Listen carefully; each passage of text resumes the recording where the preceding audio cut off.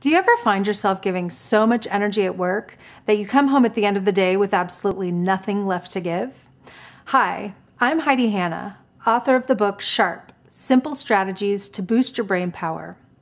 I've noticed in the last decade of working as a performance coach that despite all of our efforts, the fact that we're forced to deal with so many different priorities at one time can take a serious toll on both the health and the performance of our brain.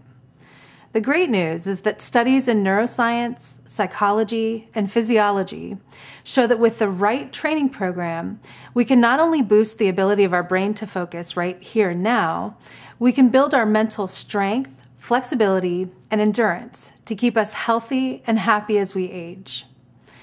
In order to make these tools easily accessible, I've created multiple ways for you to get the information from Sharp, and also to start to incorporate these strategies into your daily routine. I'm excited to announce the release of my new digital enhanced EPUB version of the book, which includes videos, links, and audio tracks, all designed to help you fully understand and start to use the brain training tools that have been shown to be most beneficial for brain health and performance. I also have both print and ebook options available on my website, synergyprograms.com.